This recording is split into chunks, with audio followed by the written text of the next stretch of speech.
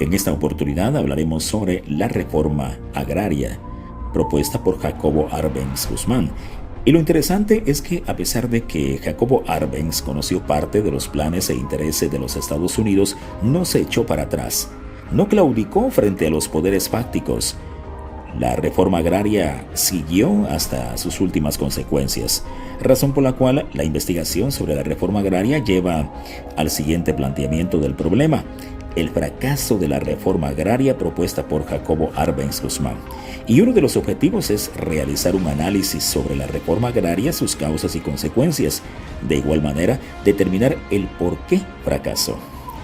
La historia de los vencedores relata que Arbenz convocó a un grupo reducido de comunistas para redactar la ley, que fue aprobada el 17 de julio de 1952. Sin embargo, la versión de los vencidos indica que no fue así, puesto que el presidente lo único que buscaba era cumplir con los ofrecimientos que hizo en campaña, que estaba de acuerdo con la inversión extranjera, toda vez se apegaran a las normas y leyes del país.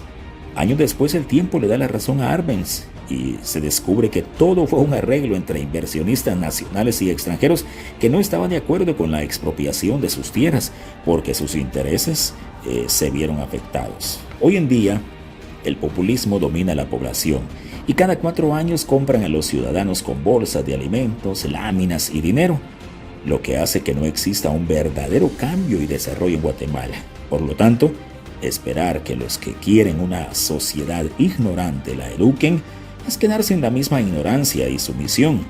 Conocer la historia y cometer los mismos errores, bueno, también es ignorancia. El candidato de Unidad Nacional, Coronel Arbenz, pronuncia conceptuoso discurso en el que enfoca realísticamente los múltiples problemas de las comunidades indígenas, de las unidades de producción y de la ciudadanía en general, proponiendo soluciones que tienen por base la reforma agraria democrática como fuente de prosperidad y bienestar para todos los guatemaltecos. Un campesino del departamento del Quiché traduce el discurso del candidato a la lengua quiché a los campesinos que desde lejanos rincones llegaron para tomar parte entusiasta en la 11ª. Ahora, la reforma agraria. La reforma agraria no es un fin en sí misma, es un medio para lograr un fin de desarrollo económico, político y social. Vinculados a la reforma deben considerarse todos los demás sectores de la economía a fin de dinamizar su impacto y amplitud. En general, el derecho del campesino no queda limitado a la tierra, sino que se hace extensivo a todas aquellas cosas que le son indispensables para que la tierra le sea útil, social y económicamente a él y a su familia. Así lo relata Morales Dávila en un estudio realizado en el año 2006. Hay que tomar en cuenta que en aquel entonces, hablamos de 1952, mucho terreno estaba abandonado y es por ello que Arbenz envió el proyecto para que se procediera a su estudio y si todo marchaba bien, fuera aprobado. Esta ley sería considerada como una de las metas más importantes de su gobierno debido a que tenía que cubrir demandas del movimiento revolucionario de octubre de 1944. Estipulaba que toda tierra no cultivada de fincas particulares de más de 672 acres sería expropiada, así como la tierra ociosa de fincas de 224 a 672 acres, siempre y cuando menos de 2/3 estuvieran cultivados. También se estipulaba la parcelación total de las fincas estatales. Mientras las fincas particulares serían dadas en particular o arriendo vitalicio, las estatales solo serían dadas bajo el sistema de arriendo. El objetivo era evitar que los viejos terratenientes recuperaran las parcelas distribuidas a los campesinos. Los beneficiarios fueron dotados también de semillas, ganado y herramientas para la producción, así como acceso al crédito. La reforma se llevó a cabo a través de los comités agrarios locales. En ellos, los campesinos peticionaban las tierras y eran los comités los encargados de fallar en los litigios. La reforma buscaba generar nuevas relaciones de producción, dejando en el pasado las prácticas tradicionales en las cuales trabajadores sin tierra sufrían del trabajo forzoso y casi gratuito. La entrega de tierras y los aumentos salariales ampliarían el poder de compra de los campesinos y se emplearía el mercado interno, Al mismo tiempo, se avanzaba sobre el latifundio y la propiedad tradicional, los cuales eran percibidos como la causa del atraso y las injusticias sociales. Bueno, podemos hablar un poco acerca del extracto de la ley agraria, pero hay que tomar en cuenta que era un objetivo fundamental de la Revolución de Octubre la realización de un cambio sustancial en la modalidad del derecho sobre la tierra y en las formas de explotarla. Esto para superar el atraso económico de Guatemala y, por supuesto, mejorar el nivel de vida de las grandes masas de la población. Era parte de lo que contenía esa ley agraria. Pero aparte, pues también es importante mencionarles que los campesinos se opusieron, seguramente los manipularon. El 6 de junio de 1952, los campesinos de El Semillero, Tiquizate, esto en Escuintla, adversaron el proyecto de reforma agraria por medio de una carta abierta al presidente Arbenz, en la cual expresaban que la reforma los dañaría debido a que eran pobres y humildes, alejados de la política y que vivían en sus siembras o de sus siembras y sus animalitos. Pero seguramente esto era una estrategia de los terratenientes, de aquellos que conformaban ese poder económico, que tenían grandes extensiones de terreno, pues manipulaban a sus trabajadores para que se pronunciaran. Los campesinos decían que vivían tranquilos en sus ranchos y que eran ayudados por los terratenientes, quienes le compraban el producto de lo cultivado, y que las cosechas eran lo único con lo que contaban para agenciarse de dinero. Esto pues parte de lo que les comento. Está en una publicación que realizó Prensa Libre en el año 2018.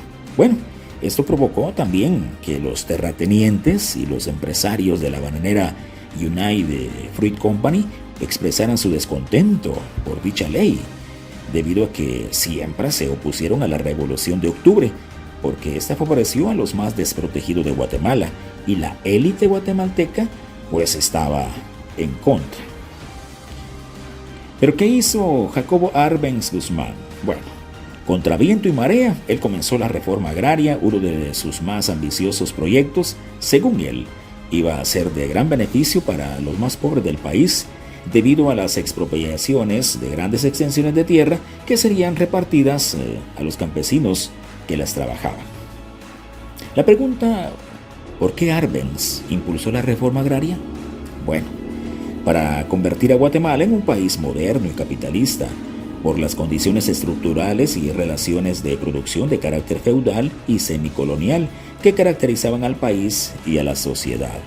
Arbenz también lo advirtió en el discurso que citó en su momento. Él le dijo: nuestro gobierno se propone iniciar el cambio del desarrollo económico de Guatemala, teniendo hacia los tres objetivos fundamentales que él planteó: convertir a nuestro país de una nación dependiente y de economía semicolonial en un país económicamente independiente, a convertir a Guatemala de un país atrasado y de economía predominantemente feudal en un país moderno y capitalista, y hacer porque esta transformación se lleve a cabo en forma que traiga consigo la mayor elevación posible del nivel de vida de las grandes masas del pueblo. Bueno, realmente pues la reforma agraria afectó intereses de compañías estadounidenses y de oligarcas locales que se aliaron con la Iglesia Católica y un puñado de militares traidores para derrocar a Arbenz. En 1953, dos viejos amigos de la United Fruit Company, el secretario de Estado norteamericano John Foster Dulles y el director de la CIA, su hermano Alan Dulles, junto con el agente de la CIA Howard Hunt, planificaron la Operación PB Success, u Operación Éxito, un plan del gobierno de los Estados Unidos para derrocar a Arbenz e instalar un gobierno de su conveniencia. Días antes de renunciar, Arbenz expresó por la radio un mensaje que realmente llama mucho la atención. Todos sabemos cómo han bombardeado y ametrallado ciudades, inmolado a mujeres, niños ancianos y elementos civiles indefensos. Todos conocemos la hazaña con que han asesinado a los representantes de los trabajadores y de los campesinos en las poblaciones que han ocupado, especialmente en Bananera, donde hicieron una expedición punitiva contra los representantes de los trabajadores. Lo de Bananera fue un acto de venganza de la frutera. Nos hemos indignado ante los ataques cobardes de los aviadores mercenarios norteamericanos que, sabiendo que Guatemala no cuenta con una fuerza aérea adecuada para rechazarlos, han tratado de sembrar el pánico en todo el país, han ametrallado y bombardeado a las Fuerzas Armadas que combaten en el oriente de la República, impidiendo sus operaciones, y hoy mismo han bombardeado. Luego vino la invasión de Estados Unidos en Guatemala, sus causas y consecuencias. Arbenz estaba a favor de la inversión extranjera siempre y cuando los inversionistas se ajustaran a las condiciones locales, acataran las leyes guatemaltecas, cooperaran con el desarrollo del país y se abstuvieran de intervenir en su vida social y política. Él estaba de acuerdo, pero realmente la oligarquía nacional e internacional, que estaban unidos, tenían una conexión, tenían una comunicación, eso no les convenía. Para ese entonces, la compañía bananera estadounidense United Fruit Company era dueña del 70% de las tierras cultivables, por lo que el gobierno de Arbenz se negó a ampliar las concesiones. Como parte de la reforma agraria, el gobierno estaría liquidando los latifundios. Así comenzó la campaña de desprestigio anticomunista, por las razones anteriores, presentándolos como una feroz amenaza para la tranquilidad del hemisferio, y la cual concluyó en una invasión desde Honduras en junio de 1954 y el derrocamiento del gobierno constitucional.